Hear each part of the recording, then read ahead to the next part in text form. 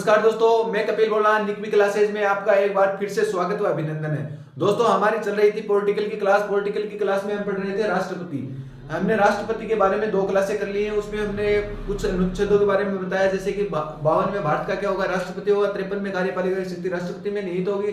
54 में राष्ट्रपति के निर्वाचन के बारे में इस प्रकार विभिन्न अनुच्छेदों का क्या कर लिया, हमने वर्णन कर लिया है। जो वर्णन किया है वो आप पिछली क्लासों में जाकर देख सकते हैं। आज हम आगे के अनुच्छेदों को पढ़ेंगे।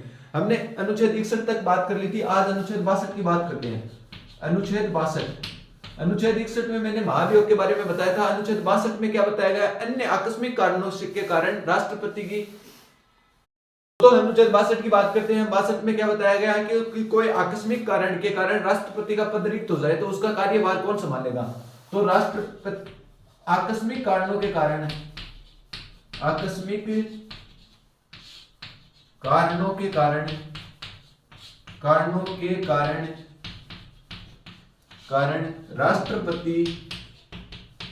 राष्ट्रपति का पद रिक्त हो जाता है।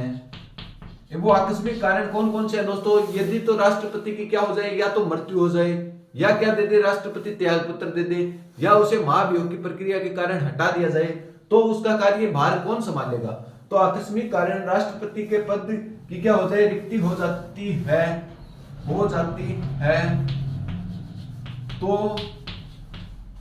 तो उसका कार्यकाल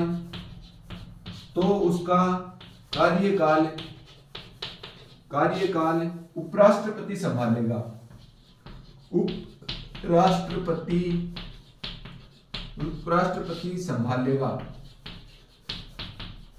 संभालेगा। दोस्तों, इसमें यह भी बताया गया है कि राष्ट्रपति का चुनाव 6 महीनों के अंतर्गत, यदि यह पद खाली हो गया तो 6 माह के अंतर्गत, 6 माह के भीतर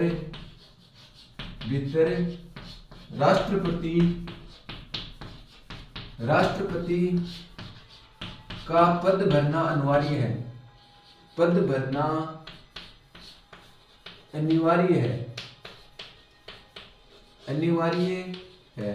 ये किस में बताया गया है? अनुच्छेद 62 में बताया गया है। दोस्तों, और भी बताया गया है। क्या बताया गया है कि यदि राष्ट्रपति तो अपने पद से हट जाए मृत्यु होने के कारण या कैसे भी, यदि उपराष्ट्रपति भी ना हो तो इस पद का कार्यभार कौन संभालेगा।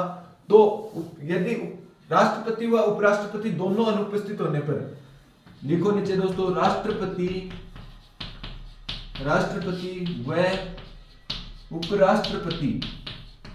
उपराष्ट्रपति दोनों अनुपस्थित होने पर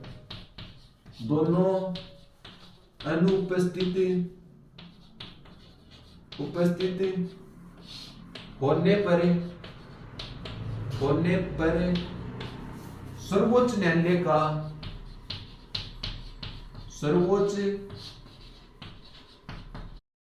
दोस्तों 6 माह के भीतर राष्ट्रपति का पद भरना अनिवार्य है। और राष्ट्रपति और उपराष्ट्रपति यदि दोनों ही अनुपस्थित हो तो इसका कार्यभार सर्वोच्च न्यायालय का मुख्य न्यायाधीश संभालेगा। दोस्तों, क्यों यह स्थिति आप भारत में एक बार भी लागू हुई है या नहीं हुई है, ये भी आपसे पूछ सकता है। ये स्थिति एक बार क्या हुई है, भारत में लागू हुई है 1969 में। 1969 की बात है। इसमें राष्ट्रपति जाकिर हुसैन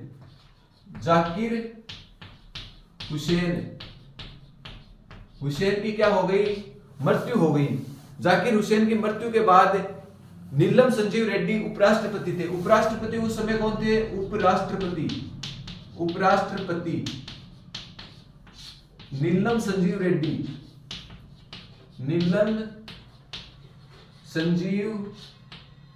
रेड्डी। इन्होंने क्या दे दिया, अपने पद से क्या दे दिया, त्याग पत्र व इस्तीफा दे दिया।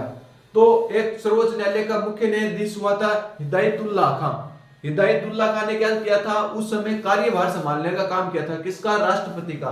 तो इसमें यह बताया गया है कि आकस्मिक कारणों के कारण, देखो दोस्तों वापिस से देख लो एक बार, अनुच्छेद 62 में आकस्मिक कारणों के कारण राष्ट्रपति का पद रिक्त हो जाए तो उसका कार्यभार कौन संभालेगा? उपराष्ट्रपति संभालेगा। यदि उपराष्ट्रपति भी नहीं हो तो उसका कार्यभार संभालने का कार्य कौन करेगा? सर्वोच्च न्यायालय का जो मुख्य न्यायाधीश है वो क्या करेगा, उस पद को संभालने का कार्य करेगा। और ये राष्ट्रपति का पद रिक्त हो जाता है तो इसे 6 महीने के अंतर्गत बनना भी क्या है, इसे वापस से राष्ट्रपति के चुनाव करवाकर 6 महीने के अंतर्गत राष्ट्रपति बनाना अनिवार्य है। ये बात इस अनुच्छेद 62 में बताई गई है।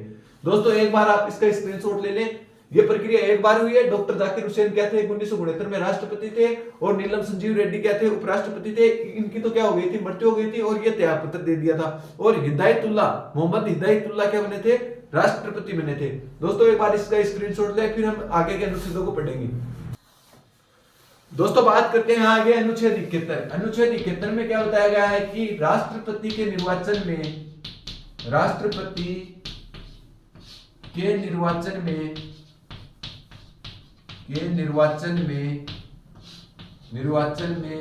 कोई विवाद हो जाता है,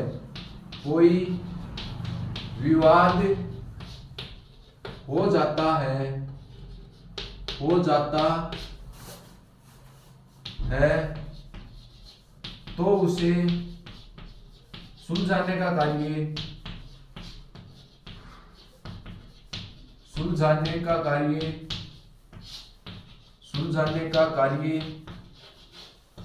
सर्वोच्च न्यायालय द्वारा किया जाता है।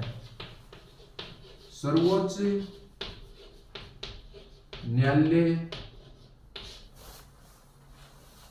द्वारा किया जाता है और उसका निर्णय ही अंतिम होगा,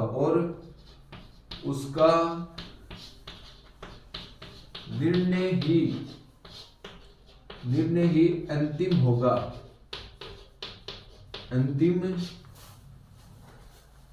होगा। ये दोस्तों किस में बताया गया है, अनुच्छेद 71 में बताया गया है कि राष्ट्रपति के चुनाव में यदि कोई विवाद हो जाता है तो उसको सुलझाने का कार्य कौन करेगा, सर्वोच्च न्यायालय करेगा, और उसका ही निर्णय क्या होगा, अंतिम होगा। अनुच्छेद 72 बात करते हैं आगे अनुच्छेद 72 की। अनुच्छेद 72 में राष्ट्रपति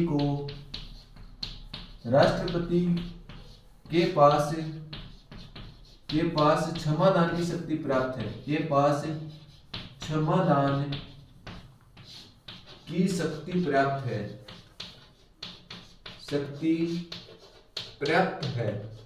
क्या कर सकता है दोस्तों, राष्ट्रपति क्या कर सकता है, क्षमादान की शक्ति प्राप्त है। ये क्षमादान की शक्ति क्या होती है, जैसे किसी व्यक्ति को फांसी की सजा सुना दी जाती है तो वो किसके पास अर्जी देता है, राष्ट्रपति के पास अर्जी दे देता है, और उस अर्जी से राष्ट्रपति उसकी क्या कर सकता है, फांसी को माफ भी कर सकता है तुरंत, उस सजा को क्या कर सकता है, कम भी कर सकता है। जैसे फांसी की जगह वो क्या कर सकता है, आजीवन कारावास की सजा भी सुना सकता है।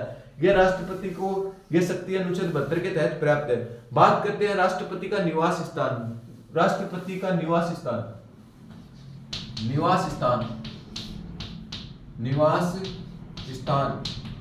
कहां पर है, दिल्ली में रायसीना पहाड़ी पर।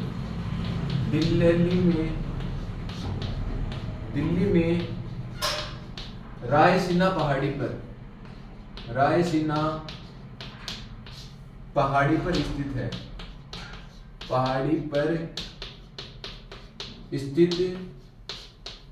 स्थित है। इसका निर्माण कब करवाया गया था दोस्तों, 1911 में एडवर्ड लुटियंस ने इसका निर्माण करवाया था। तो इसका निर्माण पूछ लिया जाए, निर्माण 1911 में एडवर्ड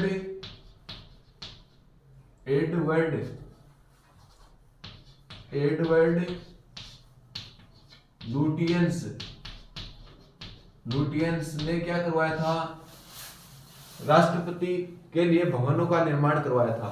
दोस्तों हम वापस से इसका रिवीजन करते हैं। अनुच्छेद 71 में क्या दिया गया है, राष्ट्रपति के चुनाव में यदि कोई विवाद हो जाता है तो उसको सुलझाने का कार्य सर्वोच्च न्यायालय का है, और सर्वोच्च न्यायालय का ही निर्णय क्या होगा, अंतिम होगा। अनुच्छेद 72 की बात की थी। अनुच्छेद 72 में यह बताया गया है कि राष्ट्रपति को क्या है, क्षमादान की शक्ति प्राप्त है। बात करते हैं राष्ट्रपति का निवास स्थान कहाँ है, दिल्ली की रायसीना पहाड़ी पर स्थित है। इसका निर्माण कब हुआ, किसने करवाया था, तो 1911 में एडवर्ड लुटियंस ने इसका क्या करवाया था, निर्माण करवाया था। दोस्तों एक बार आप इसका स्क्रीनशॉट ले, फिर हम पढ़ेंगे राष्ट्रपति के पास कौन कौन सी शक्ति। दोस्तों आगे बात करते हैं हम कि राष्ट्रपति के पास कौन कौन सी शक्तियां हैं। जैसे राष्ट्रपति की शक्तियां, नियुक्ति से संबंधित कौन कौन सी शक्तियां, जैसे इसमें अनुच्छेद 74 की बात करते हैं। अनुच्छेद 74 के तहत प्रधानमंत्री की सलाह पर मंत्री परिषद की नियुक्ति।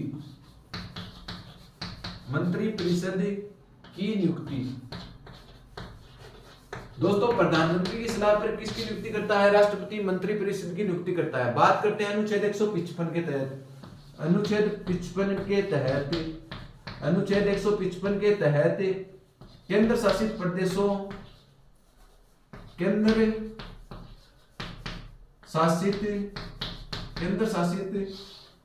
प्रदेशों तथा प्रत्येक राज्यों में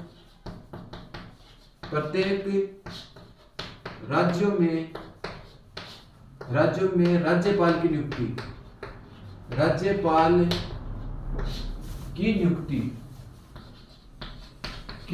कौन करता है दोस्तों? राष्ट्रपति करने का काम करता है। इसके बाद में बात करते हैं हम अनुच्छेद 324। अनुच्छेद 324 में क्या है? निर्वाचन आयोग की नियुक्ति। अनुच्छेद 324 में निर्वाचन आयोग की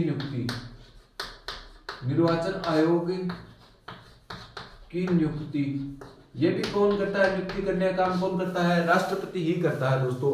इसके बाद में बात करते हैं अनुच्छेद 76 के तहत क्या करता है? महान्यायवादी की नियुक्ति। अनुच्छेद 76 के तहत महान्यायवादी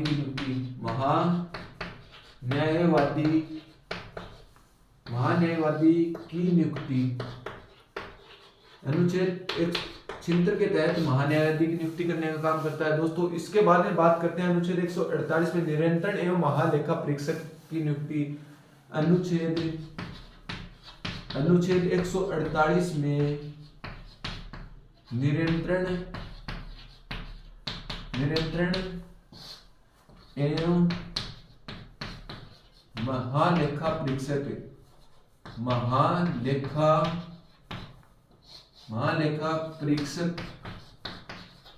नियंत्रण एवं महालेखा परीक्षक की नियुक्ति कौन करता है दोस्तों? राष्ट्रपति करने का काम करता है दोस्तों। अनुसूचित जाति एवं जनजाति की भी नियुक्ति, मंत्रालयों की नियुक्ति। तो दोस्तों SC व ST के मंत्रालय की नियुक्ति भी कौन करता है दोस्तों? राष्ट्रपति करता है। विदेशी राजदूतों की नियुक्ति दोस्तों, विदेशी राजदूतों की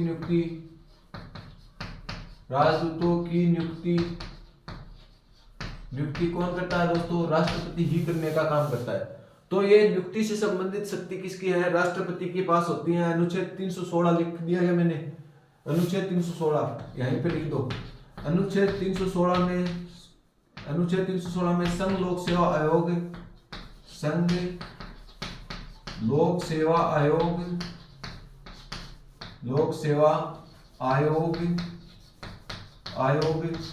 के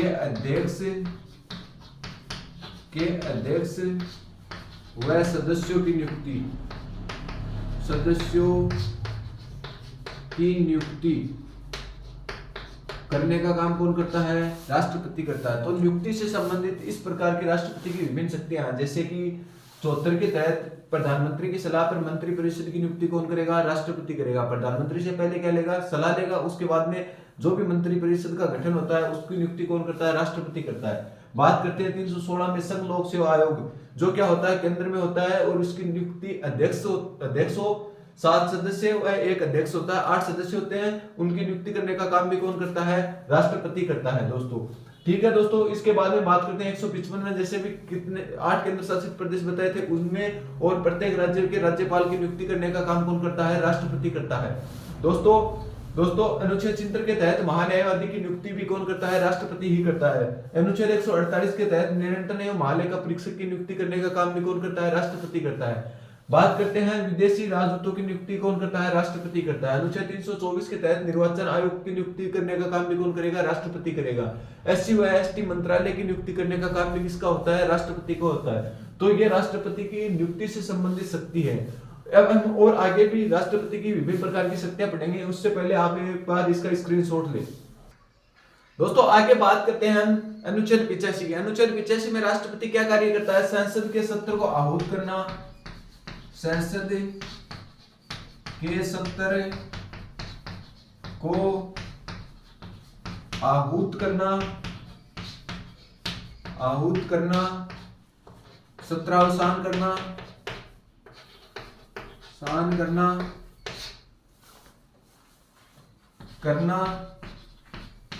तथा सत्र को भंग करना तथा सत्र को भंग करने की शक्ति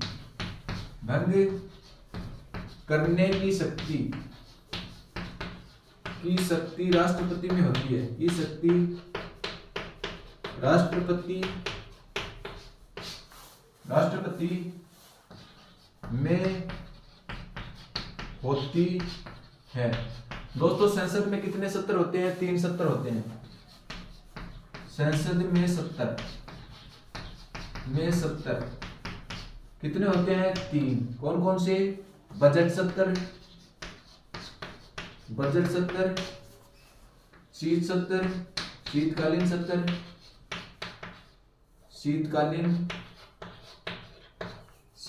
सत्र और मानसूनी सत्र।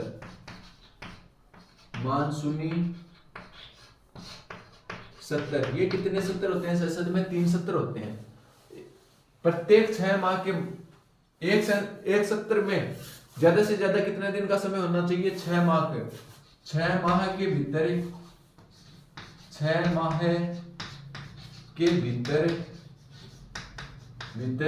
एक सत्र होना आवश्यक है। एक सत्र होना आवश्यक है।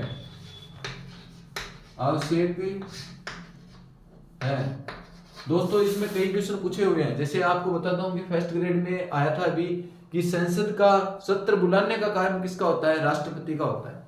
दोस्तों संसद का सत्र बुलाता भी राष्ट्रपति है। सत्रावसान मतलब विघटन करने का काम भी किसका होता है? राष्ट्रपति का होता है। परंतु संसद के सत्र को स्थगित करने का काम पूछ लिया जाएगा। एक ही नाम चेंज किया जाएगा, स्थगित कौन करता है? लोकसभा का अध्यक्ष। संसद का सत्र चल रहा है, उसे स्थगित करने का काम कौन करेगा? लोकसभा का अध्यक्ष करेगा। संसद का सत्र बुलाया तो राष्ट्रपति ने इसकी अध्यक्षता का काम पूछ लिया जाए। अध्यक्ष का काम कौन करेगा? जैसे आपको पूछ लिया जाए अध्यक्ष कौन होता है? तो लोकसभा का अध्यक्ष क्या होता है? इसका अध्यक्ष होता है। लोकसभा का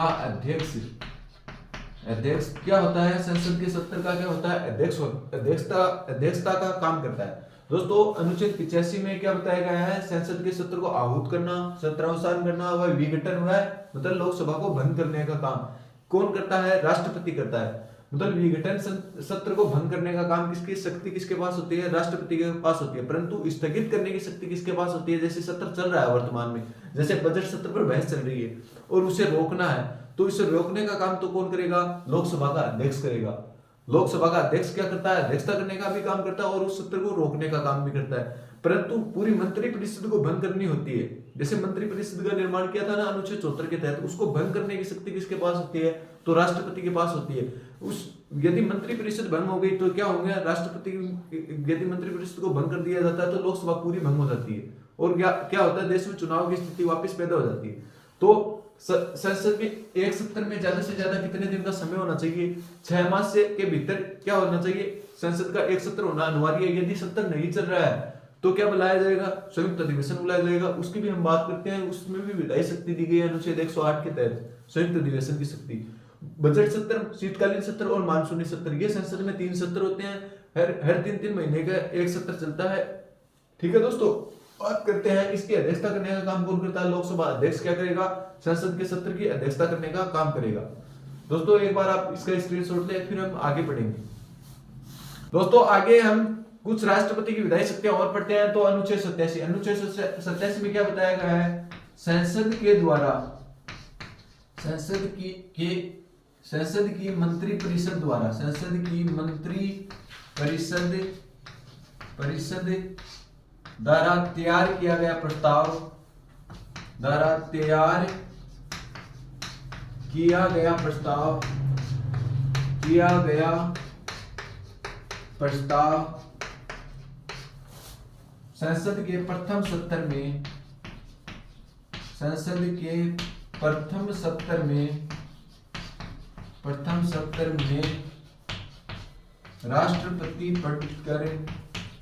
राष्ट्रपति उसे पढ़कर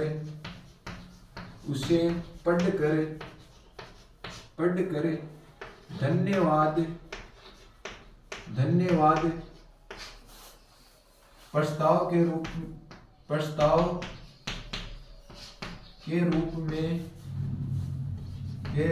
में पास करने का काम करता है, पास करने का काम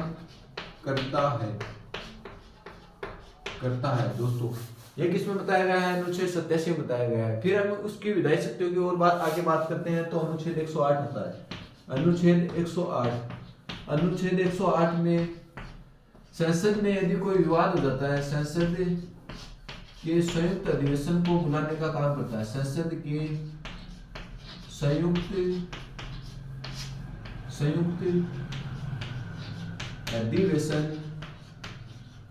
अधिवेशन को बुलाने का काम करता है, बुलाने का काम राष्ट्रपति करता है, काम राष्ट्रपति करता है।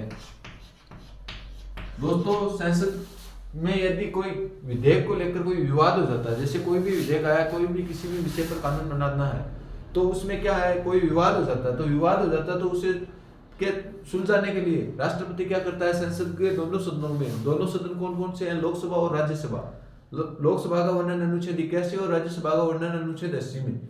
दोनों सदनों का क्या करता है? संयुक्त अधिवेशन बुलाता है। कौन बुलाता है? राष्ट्रपति बुलाता है। क्यों बुलाता है?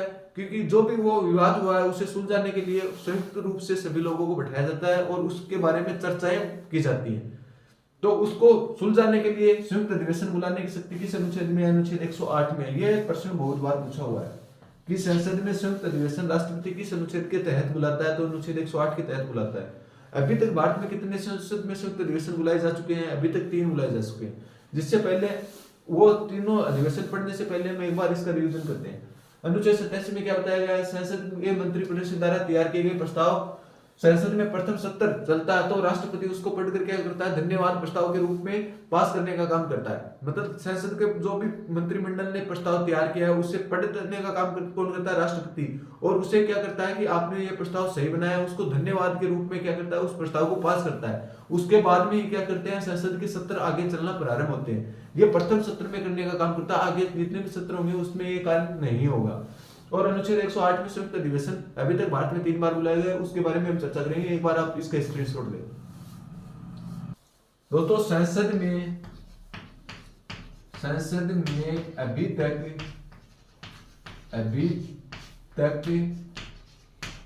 3 बार संयुक्त अधिवेशन बुलाया गया है। संयुक्त अधिवेशन बुलाया गया है।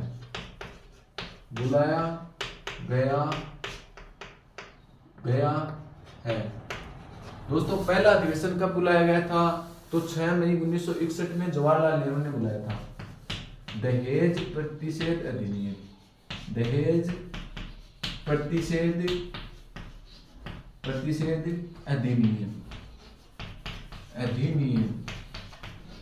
दहेज प्रतिषेध अधिनियम कब आया? 6 मई 1961 को तो ये आया था। पीएम पूछा जाए तो जवाहरलाल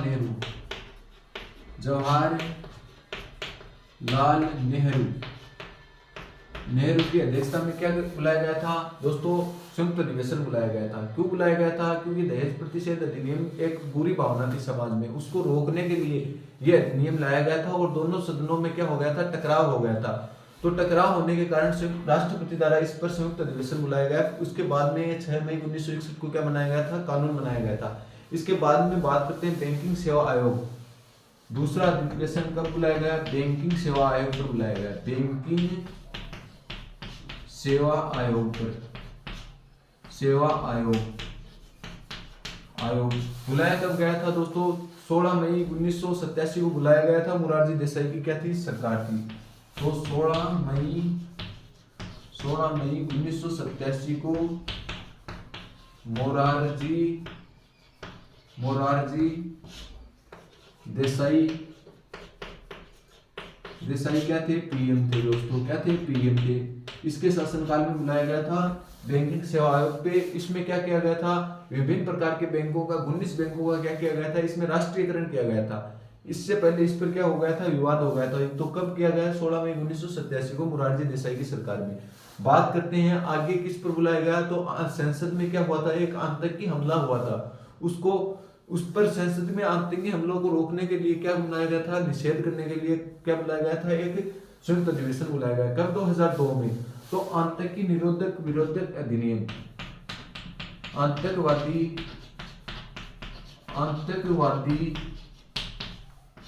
निरोधक अधिनियम,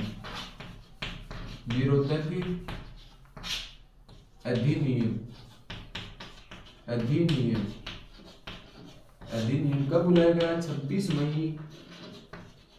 मई 2002 को। पीएम कौन था, पीएम था अटल बिहारी वाजपेयी।